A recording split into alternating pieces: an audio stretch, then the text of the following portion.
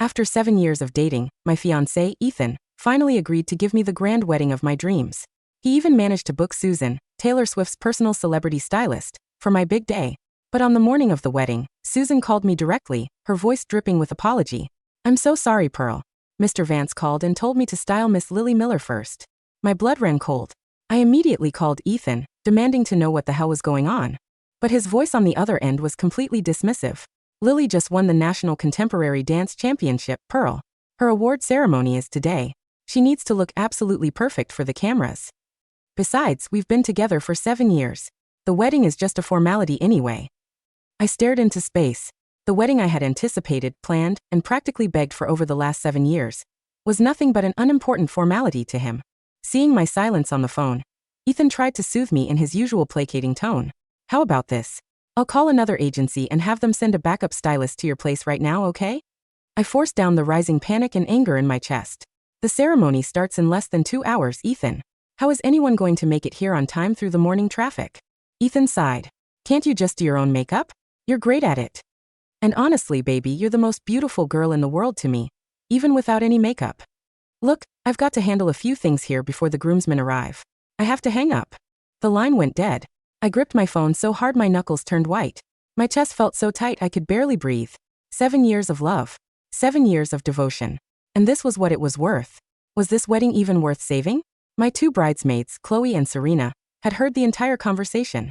They looked at each other, stunned. Chloe, always the fiery one, slammed down the rehearsal itinerary she had been studying all night. She exploded first. "What the hell is wrong with Ethan? Does he not know that the bride is the center of the universe on her wedding day? And more importantly, even if he made the call, you paid the $100,000 deposit for Susan. Why on earth should that gold-digging bitch get to use her? If you ask me, Lily behaves more like his damn bride than you do." Serena, always the gentle peacemaker, pulled Chloe's sleeve.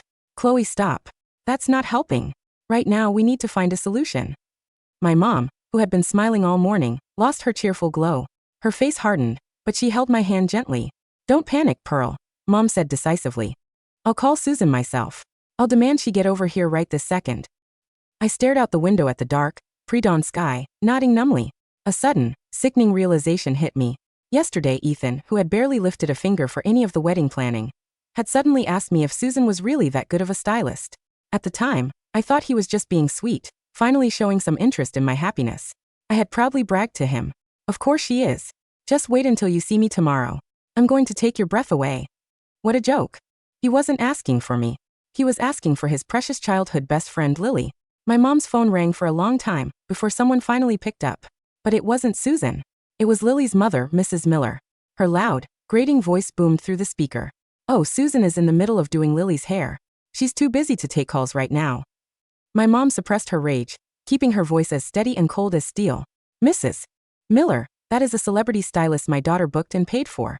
If she doesn't get to my daughter's house in 10 minutes, it will ruin the wedding timeline. If she doesn't show up, you will owe me the $100,000 non-refundable deposit. In cash. Today." Hearing the mention of money, Mrs. Miller instantly lost her smug attitude and got defensive. "Look, Ethan and Lily grew up together. They're like soulmates. Ethan was the one who insisted Susan style Lily first. We didn't ask for this. If you want your money, go ask Ethan. What does this have to do with me?" My mom hung up, her face pale. "They have no intention of letting Susan leave," Mom said quietly. Chloe paced the room, practically fuming. "I have been to dozens of weddings, and I have never, in my entire life, heard of someone hijacking the bride's stylist. This is psycho behavior." The clock on the wall kept ticking. Only 2.5 hours left until the guests started arriving at the venue. The photographer we hired, looking incredibly uncomfortable, cleared his throat. We really need to start the bridal prep photos soon, or we won't have enough time before the ceremony." The videographer also whispered, "Should we keep rolling or?" I was so angry that I actually laughed out loud. I dug my nails into my palms. "Keep rolling," I told the videographer. "Record everything. I'm calling Ethan again." As soon as he picked up, I let out all my fury and heartbreak in one breath. "Ethan, I paid for Susan with my own money. This is my wedding. The most important day of my life. I am supposed to be the most beautiful version of myself today. You know how much this day means to me. Do you know your precious little sister is refusing to let Susan leave? Tell them to send her to my house right now, and maybe we can still save this wedding." For this wedding, I had spent an entire year planning every single detail. My wedding gown was a custom designer piece that took 6 months to hand-stitch. I hired a top-tier media team to document it. Even the guest favors took me weeks of comparing 10 different options to find the perfect ones. Ethan's voice came through, sounding exhaustingly calm. Okay, baby, please don't get worked up. I'm calling Lily right now to tell her to hurry up, okay? Just give her a few more minutes. My voice cracked, tears finally spilling over. No. I want her here now. Do you understand me? Send Susan to my house this instant. Not a single minute later. Ethan let out a long, heavy sigh. Pearl, be reasonable. Lily is almost done. I'm doing the best I can, okay? A wave of utter powerlessness washed over me. I felt like I was screaming into a void. I slammed the phone down. Fat tears splashed onto the back of my hand. Because Lily was his little sister, Ethan always expected me to compromise. When we went out to dinner, I had to let Lily order first. When we went on trips, I had to let Lily choose the activities. But now, on my once-in-a-lifetime wedding day, I was expected to hand over my own stylist to her too. 7 years of a long-distance and local romance. This was the man I chose. And on the most important day of my life, in front of my best friends, my parents, and my relatives, he took my dignity and dragged it through the dirt. I finally broke down, sobbing against Serena's shoulder. Chloe and Serena started crying too, hugging me tightly and whispering that the bride shouldn't cry on her wedding day. My dad, who had been up all night helping with the wedding logistics, heard my crying. He dropped the customized welcome signs he was adjusting and ran into the room. Pearl, sweetheart, don't cry, Dad said, pulling me into a warm embrace. Daddy's here. No one is allowed to hurt my little girl. Just then my mom's phone rang. It was Susan. Her voice sounded deeply confused over the speaker. Mrs. Vance? I finished styling Miss Lily, but they won't let me leave. They're saying that since I'm already here, I should style Lily's mother as well. Your original contract only paid for 2 slots, you and your mother. Do you want me to give your slot to Mrs. Miller? No. My mom snapped instantly. Susan, please pack up your things and head to our address immediately. You are not to style anyone else. We are waiting for you. Understood, Susan replied. But she didn't hang up. She must have put her phone in her pocket, because we could hear everything on speaker. We heard a commotion on her end, followed by Lily's soft, whiny voice. Ethan, really, it's fine. Susan can go style Pearl now. I don't want her to be mad at me. But, my mom practically raised you. She cares so much about your wedding, and she just wanted to look elegant and respectable for your big day. She was clearly talking to Ethan. Before I could hear his response, the call was abruptly disconnected. The news that Susan was finally on her way lifted the heavy tension in the room. My mom smoothed out the wrinkles on my bridal robe, trying to keep her composure as she took charge. Pearl, you wait for Susan. Chloe, Serena, I am so sorry, but I'm going to call a local salon right now to get 2 backup stylists here for you guys. Chloe immediately replied. Don't worry about us, Mrs. Vance. We're fine. Today is all about Pearl. We will make sure she looks like a queen no matter what. Serena squeezed my shoulder reassuringly. My dad didn't say a word. He just clenched his fists, his eyes filled with pure heartache as he looked at me. My tears started falling again. He had named me Pearl because I was his most precious treasure. He had protected me and loved me for 27 years. I want everyone to know just by hearing her name, he used to say proudly to his friends, that my daughter is the pearl of my eye, my little princess. But his little princess, who had never faced a day of cruelty in her life, was being humiliated on her wedding day by the man who was supposed to protect her. And yet, to save my reputation, my dad couldn't even make a scene right now. He had to swallow his anger and keep quiet. The clock ticked. Another 15 minutes passed. The sky outside was turning a pale gray. My mom's connections worked, and 2 local makeup artists arrived to start working on my bridesmaids. The suffocating atmosphere in the room finally began to soften. Then, Ethan called again. One of my aunts, trying to lighten the mood, said, Answer it, sweetie. He's probably calling to apologize. Maybe Susan is almost here. I bit my lip, still holding on to a tiny sliver of hope, and answered, Pearl, baby, listen to me. Don't be mad.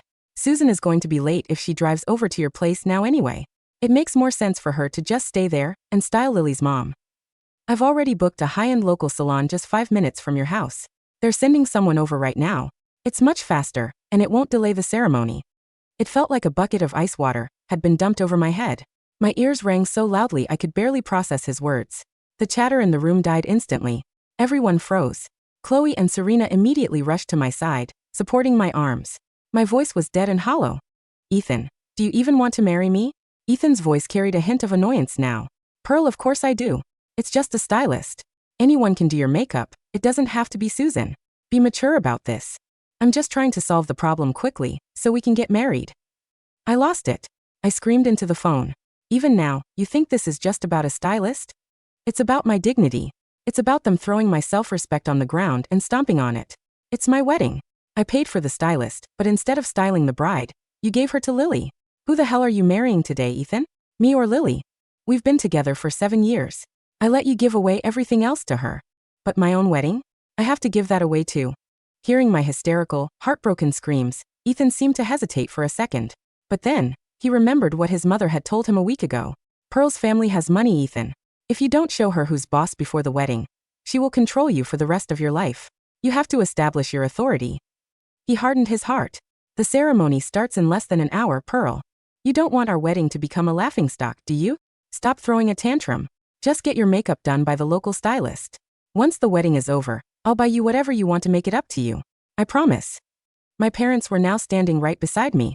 My mom, who had run a multi-million-dollar business for decades, was a fierce, decisive woman who never let her emotions show on her face. But today she had reached her limit. She quietly took my hand, squeezing it to comfort me. My dad's face was flushed with anger, veins bulging on his forehead. He snatched the phone from my hand and spoke into it with chilling, quiet rage. Ethan, Pearl is our only daughter. No one gets to humiliate her while I am still breathing. You dated my daughter for 7 years before reaching this step. We wanted this wedding to be a happy, smooth day. We don't blame you for having a different perspective. But I need to see one thing from you right now. Send the stylist to my house. Show me that you actually respect my daughter enough to marry her. There was a long, suffocating silence on the other end. Sir, let's think about the bigger picture first, Ethan stammered. Please help me convince Pearl to just get her makeup done. I'm on my way. The guests are already arriving at the venue. We can't let outsiders laugh at us. Once the ceremony is over, you can hit me, yell at me, whatever you want. I'll take full responsibility. Don't call me sir. And don't you dare call me dad, my father said, his voice dripping with disappointment. He hung up. I took my phone back and opened the Snapchat group chat with our wedding planners. Cancel the bridal prep photo shoot, I texted. The head planner replied almost instantly. What about the rest of the schedule? Are we proceeding with the ceremony? I thought about it for a second, then typed. Keep the videographer on standby. Pause everything else. I lifted my head and looked at my parents.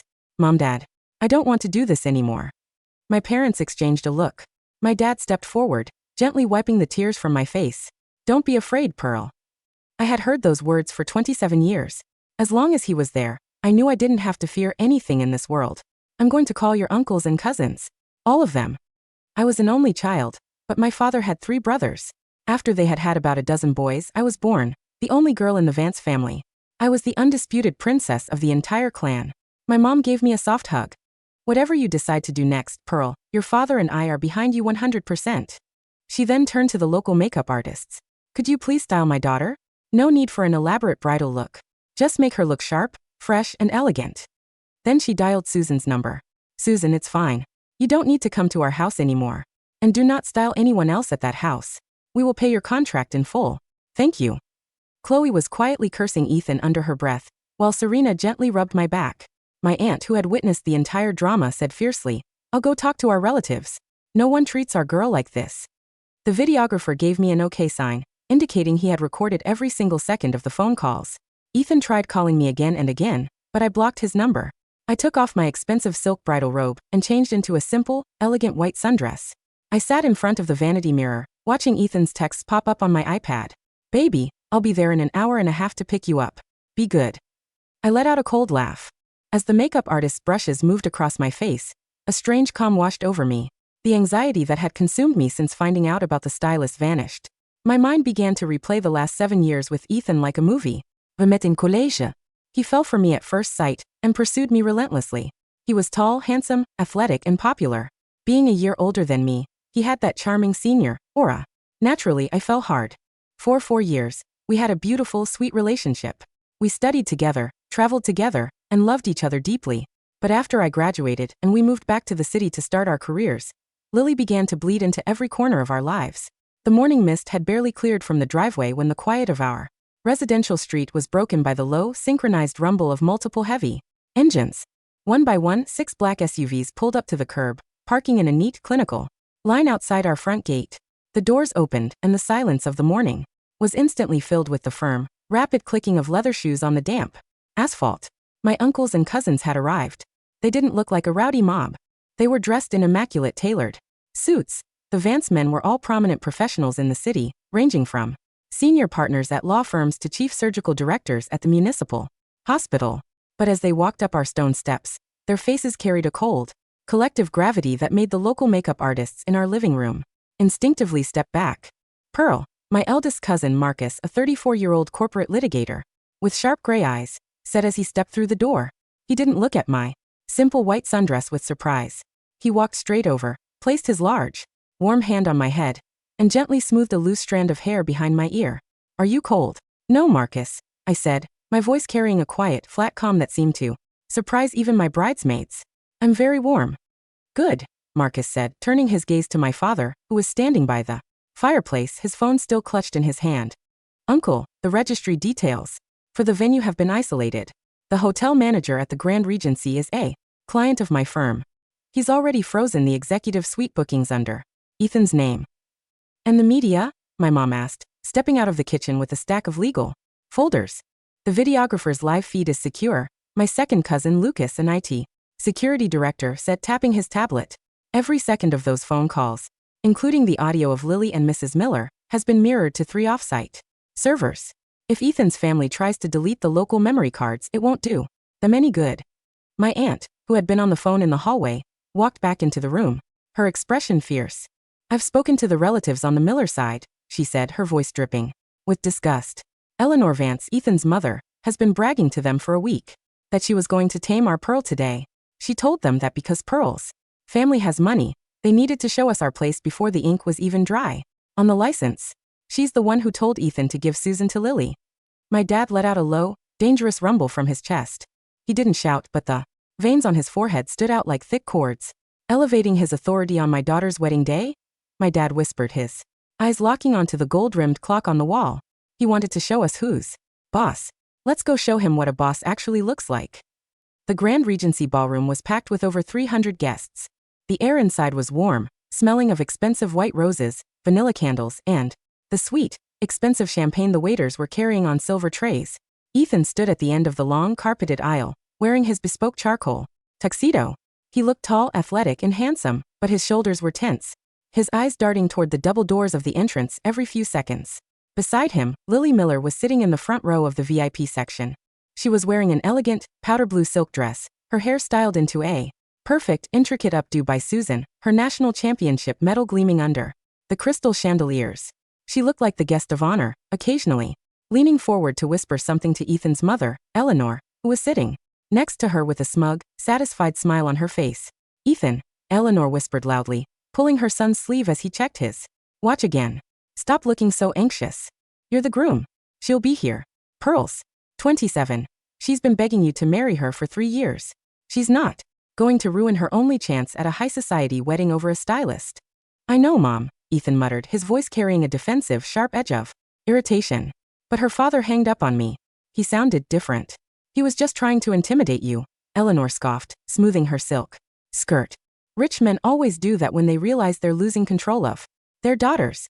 Just stand straight. Once the ceremony is over, she'll be too busy showing off her ring to care about the details. At that moment, the heavy double doors at the back of the ballroom were pushed open. The chatter in the hall died instantly. The traditional wedding march didn't play. Instead, the only sound that filled the vast, high-ceilinged room was the firm, synchronized cadence of dozens of leather shoes clicking against the polished marble floor. Ethan's smile materialized, but as he took a step forward, his expression froze. I wasn't wearing my custom designer gown, the one that had taken 6 months to hand-stitch. I wasn't wearing the delicate lace veil or the diamond tiara. I walked down the aisle wearing a simple, elegant white linen sundress, my hair loose and styled in a fresh, sharp look, carrying nothing but my phone in my hand. And I wasn't alone. I didn't have my father walking me down the aisle to hand me over like a prize. I walked at the front of a solid, silent wall of 15 men, my father, my uncles, and my 12 cousins, all dressed in black suits, their faces completely devoid of the festive smiles the guests had expected. Behind them came Chloe and Serena, carrying my custom bridal gown draped over their arms like a dry-cleaned laundry order. Pearl. Ethan's voice was a high, cracked squeak that carried easily in the silent room. He took a clumsy step off the altar platform, his hands reaching out toward me. Pearl, baby, what is this? Why aren't you dressed? What is this circus? I stopped 10 feet from him. My cousins immediately fanned out, creating a physical, imposing barrier of black wool and broad shoulders that cut Ethan, Lily, and Eleanor off from my space. Silas, my dad said, his voice dropping into a register that made the crystal chandeliers overhead seem to vibrate. He didn't look at Ethan, his eyes were fixed on the VIP section where Eleanor Vance was sitting. The wedding is cancelled. Cancelled? Eleanor Vance shot out of her seat, her face turning an angry, splotchy sallow.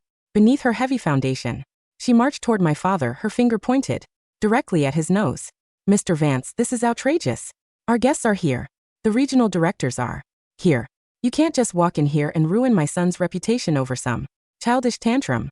So what if he let Lily use the stylist first? Lily is like his sister. Pearl's being incredibly selfish and petty. My dad didn't look at her. He didn't even blink. He slowly turned his head to look at the tech booth at the back of the ballroom. Lucas, my dad said. On it, uncle, Lucas said from the back, his fingers rapidly tapping the screen of his tablet. The massive projector screens on either side of the altar, the ones that had been set up to play our romantic, how we met slideshow, suddenly flickered to life. But there were no photos of our college dates. There were no pictures of our trips to the beach. The screens displayed a high-definition video feed, a time-stamped split screen recording of my bedroom vanity from that morning. On the left side of the screen, the audio played, clear and crisp through the ballroom's state-of-the-art Bose speakers. Pearl, baby, listen to me. Don't be mad. Susan is going to be late if she drives over to your place now anyway. It makes more sense for her to just stay there and style Lily's mom. Be mature about this. I'm just trying to solve the problem quickly so we can get married. The guests gasped, several of them leaning forward, their eyes wide as they recognized Ethan's voice. Then the right side of the screen updated, showing the live recording of the call my mom had made to Susan, where Lily's whiny voice echoed through the speakers.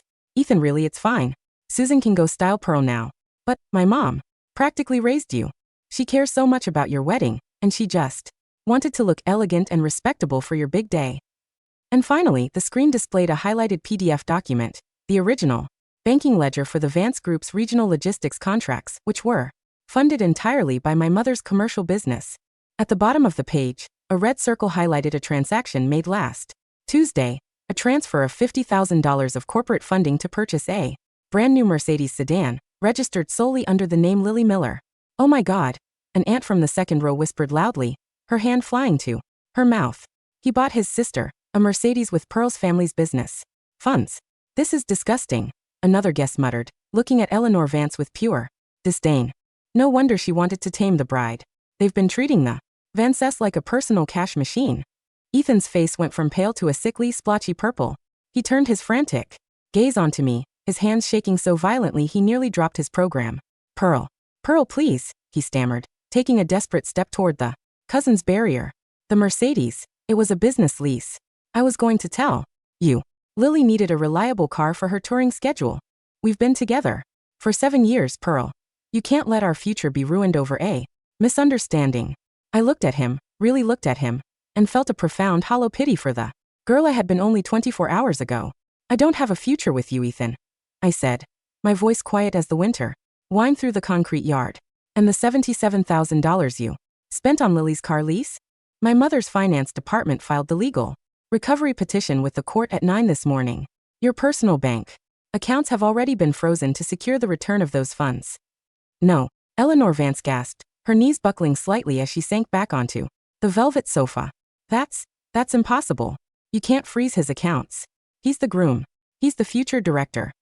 He's not a director, Eleanor, my mom said, stepping forward, her tailored gray suit looking immaculate, her face carrying that dry, unyielding authority that had made her a multimillionaire.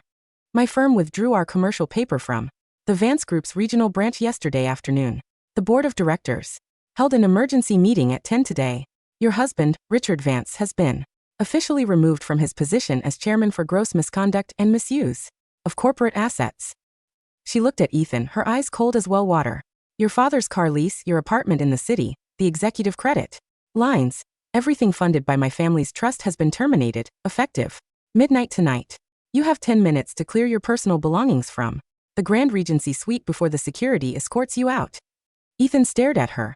The words didn't seem to make sense to him. They sounded like a foreign language, a series of dry, clinical terms that had nothing to do with the comfortable, privileged life he had spent 30 years taking for granted. Pearl, Ethan whispered, his knuckles turning a dry, papery yellow under the skin as he grabbed the edge of a guest chair. Please. Talk to them. Your dad always listens to you.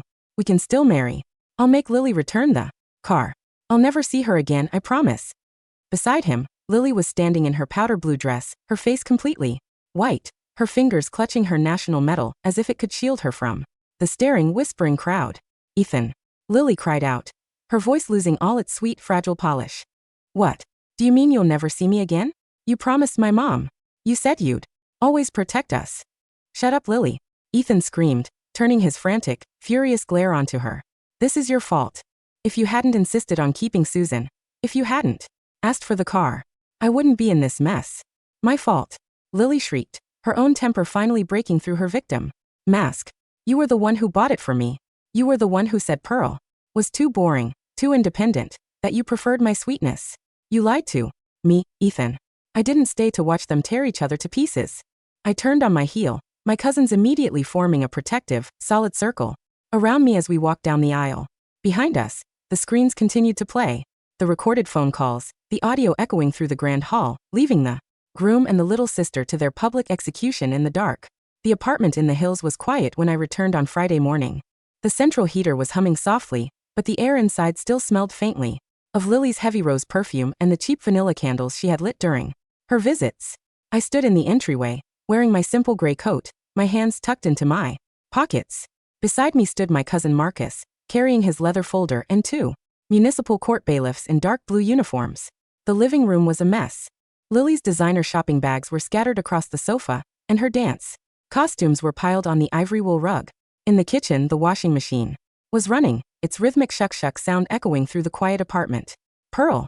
Ethan walked out of the master bedroom, wearing his wrinkled suit from yesterday, his tie gone, his face gray and hollowed out by a night of sleeplessness.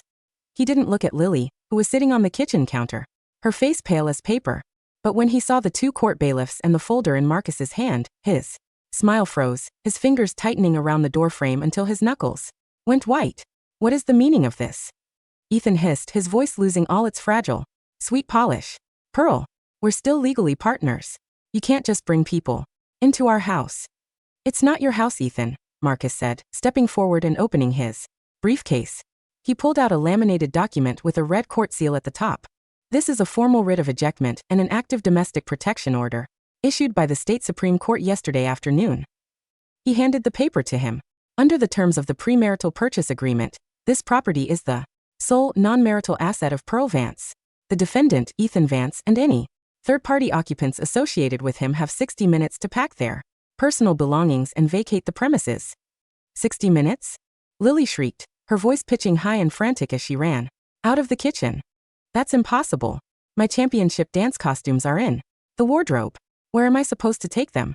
Ethan, tell them they can't do this. Ethan didn't look at her. He looked at me, his eyes wide, wild with a quiet, desperate pleading. Pearl, he whispered. The movers are downstairs, Ethan, I said, my voice carrying the flat level rhythm of a logistics report. They only have orders to carry the wooden box in the basement storage closet, the one with your father's old tools. Everything else stays here. Pearl, you can't be this cruel. Lily screamed, lunging toward me, her fingernails clawing at the air. I'm a national champion. I have an awards ceremony next week. If you throw us onto the street, I'll make sure the whole school knows what a heartless monster you are. But before her hand could reach my collar, the two bailiffs stepped between us, their heavy leather duty belts creaking as their hands rested on their taser holsters. Ma'am, please step back, the lead bailiff said, his voice flat as cement. If you lay a finger on the plaintiff, you will be arrested on site for domestic battery. Lily froze. Her hand slowly dropped to her side, her face turning an angry, splotchy sallow beneath her foundation. She looked at Ethan, but Ethan had already sat down on the floor near the counter, his head buried in his hands, his body shaking with a silent, pathetic sobbing. You weak, spineless idiot, Lily spat, turning her venomous glare onto him. I told you to make her sign the joint account deed. I told you she was planning to ruin us. Now look at you. You lost the apartment, you lost your job, and your mother won't even answer my texts. Shut up, Lily, Ethan muttered, his voice hoarse and broken. Just shut up. I didn't stay to watch them pack. I turned on my heel, walked out of the apartment, and let the heavy door slam shut behind me, leaving the parasites to devour each other in the cold. 3 years later, the coastal town of Mendocino was quiet in the winter.